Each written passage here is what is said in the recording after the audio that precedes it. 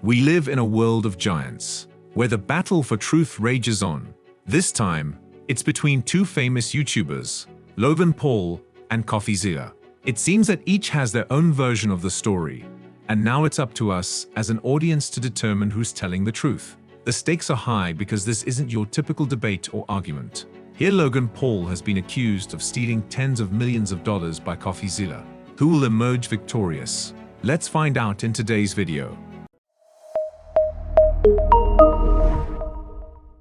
Before starting our video, don't forget to smash the subscribe button and click the notification bell for more amazing content. Now let's take a closer look at what happened and make sure justice is served in this epic confrontation. Coffeezilla exposed Logan Paul. YouTube detective Stephen Coffeezilla Findyson's recent three-part expose of Logan Paul's crypto zoo on YouTube has sent shockwaves through the online crypto and influencer worlds. Screenshots and other pieces of communication that the YouTuber got have led to claims that Logan Paul stole tens of millions of dollars. He has called it Logan Paul's biggest scam, which is the title of his first video. With clips like these floating around the internet, the accused people and the failed crypto zoo game, which was supposed to be a pay-to-earn game for investors on the blockchain but didn't work out, have become big topics of conversation online. While the failure of Crypto Zoo as a game was not exactly a secret, Coffeezilla's high-profile investigation has brought so much media attention to both the victims and the people who are accused of stealing millions of dollars from them. So, what did Coffeezilla investigate about? Stephen's opening statement in the first video, which is called Investigating Logan Paul's Biggest Scam, suggests that he will make a lot of connections to figure out what went wrong with Crypto Zoo. The scam is based on the fact that so many people put a lot of money into the project, mostly because it involved the popular influencer Logan Paul. In the end, it didn't work out, and no money was made. The almost 25-minute video starts with Logan's claims that the game makes money. It then cuts to a montage of the game's investors, saying that it didn't work as planned, and that they lost thousands, if not hundreds of thousands of dollars in real-life money. Based on what many investors said, the game was supposed to give players a passive income by letting them play and get unique items inside the game. But investors who bought tokens to buy eggs and then hatch animals said that the system didn't work the way it was supposed to and that there was no day yield. This meant that Crypto Zoo didn't live up to the pay-to-earn promises Logan Paul made during his marketing.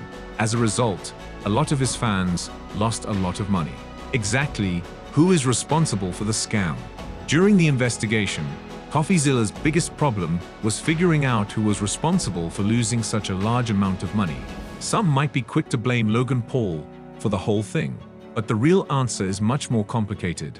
For simplicity's sake, the main people the YouTuber found enough evidence against to accuse of wrongdoing are Logan Paul, Crypto King, Eddie Abanez, and Jeffrey Evan. Without getting into the details of each person's past, let's begin with Eddie Abanez. He was the team's lead developer for a long time. According to Coffeezilla's information, he is a fraud who has lied about his past to get into high-ranking positions at organizations before.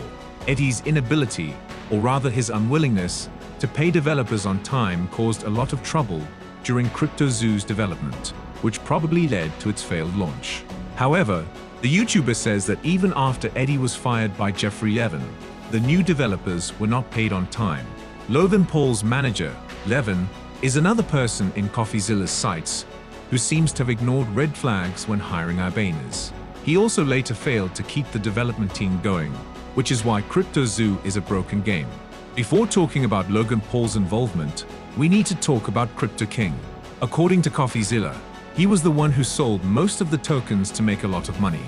According to screenshots that Coffeezilla got, Crypto King also said that Logan Paul stole $40 million from him by keeping tokens. As for the boxing craze, Logan's involvement is what gave the game so much credibility in the first place.